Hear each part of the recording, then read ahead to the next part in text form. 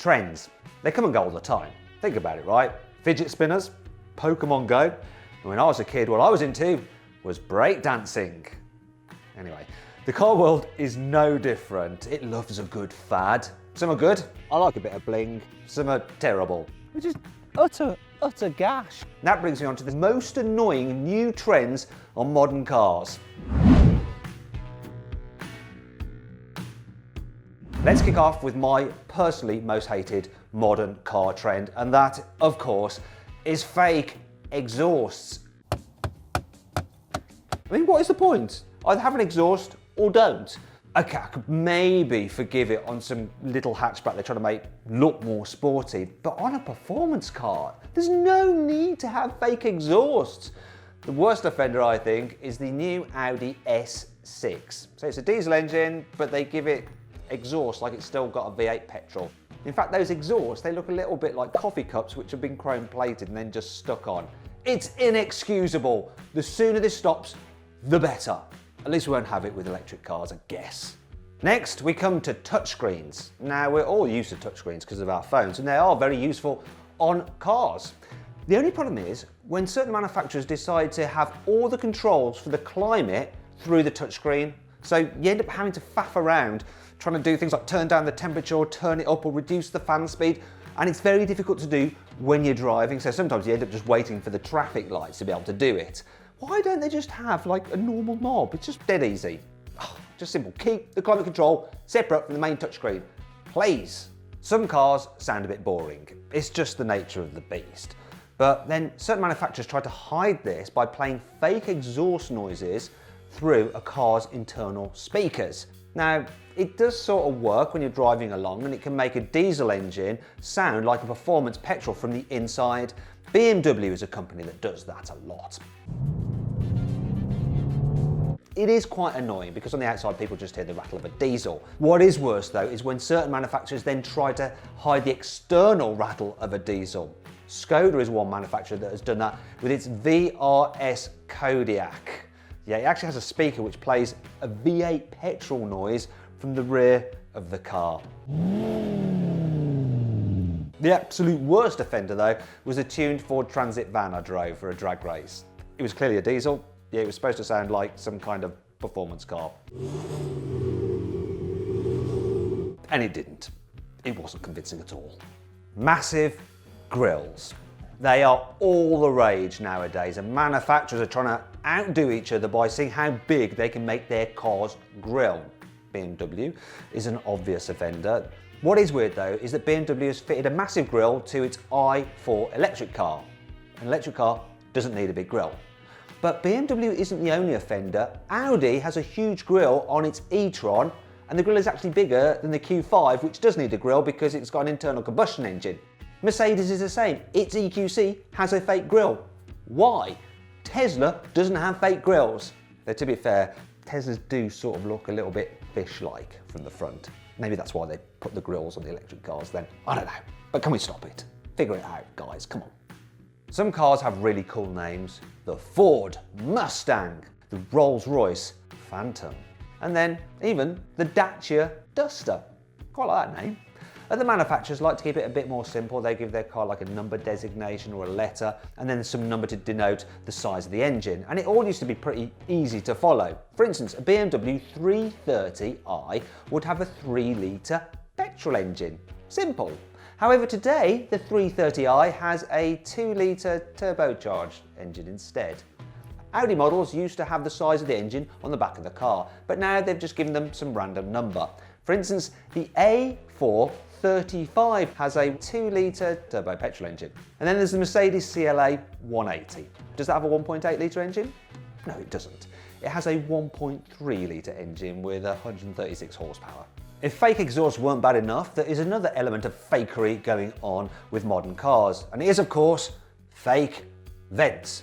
Now, they fit them to cars to make them look a bit more sporty or to help break up the design, but still, I don't like them. They look tacky, especially those on the Honda Civic Type R. Then there's the Audi RSQ8, and they fit them at the back, next to the biggish exhausts, which are semi-fake in themselves.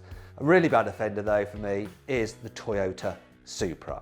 Now, this is a sporty car, but it has quite a lot of fake vents on it, and they're clearly very fake. When I were a lad, all new cars come with spare wheel. It were right nice. But today though, where are they all gone?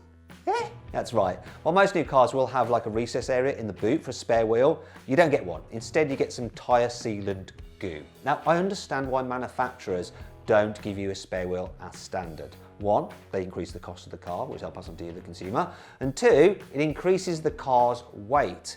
An increased weight means less fuel efficiency, which means slightly more emissions. Now, really that doesn't matter to you because the difference is tiny.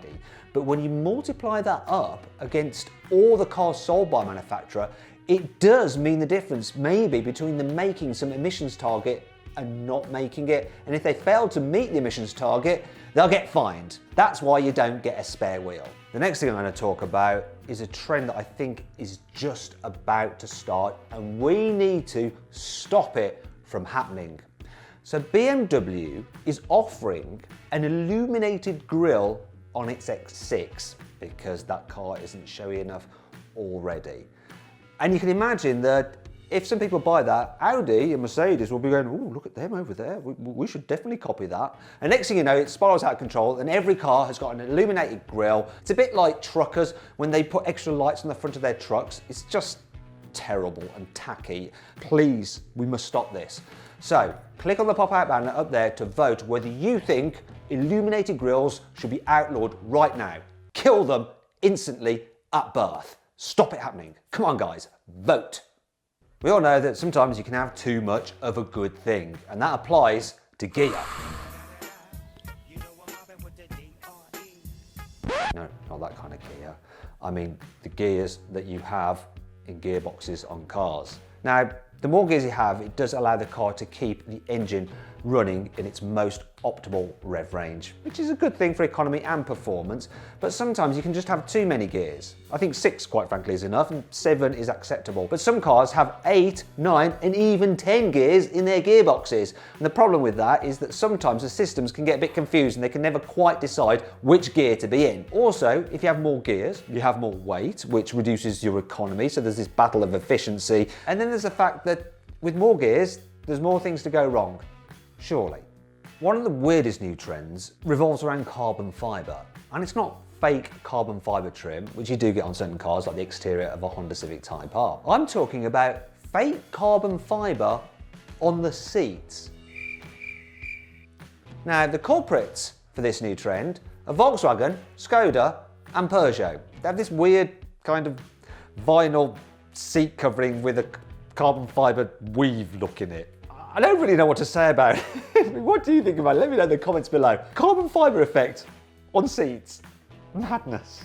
It's bad enough that people can just go on eBay and buy something like an M badge, stick it on their old 318D and pretend they have an M car. But, you know, manufacturers are pretty much just as bad. BMW, perfect example, M Sport, which basically is just a styling kit. Audi does the same with its S-Line. So the S models of Audi are pretty quick, but S-Line, you can have it on basic diesels if you want to. Then there's Mercedes with its AMG line, Volkswagen with its R line, there's Peugeot with its GT line, like who cares? And even Hyundai now has N-Line. Yep, manufacturers aren't afraid to rinse out their performance brands to make a little bit of extra cash. Another new fad is the use of piano black trim in cars. Now, you actually got piano black wood in cars such as Rolls Royces, which is actually the proper wood, whereas lesser cars have a fake effect, which is more just a piece of plastic. Looks good though. It looks good in the showroom, but it can actually get on your nerves in reality. The first thing about it that's annoying is that when you're driving, it does reflect pretty badly, so you get flickering in your peripheral vision. Then there's the fact that if you so much as touch it, it will scratch. It'll scratch, even just if you look at it for too long, and it just looks terrible when it's scratched. Piano black trim looks good, but soon becomes very tatty. So overall, it's a bad idea. Please stop it. Most modern cars have various different driving modes, and you can access them through the press of the button, and they do things like stiffen up the adaptive suspension if you've got it fitted, add weight to the steering, all that kind of stuff. However, some cars have modes which are just completely pointless from the get-go. For instance, a Hyundai Ioniq hybrid has a sport mode. An Alfa Romeo has something called all-weather mode. You're not going to use all weather. It's not really going to help you out if it starts to snow a lot. You're still going to be stuck in your Giulia Quadrifoglio, aren't you?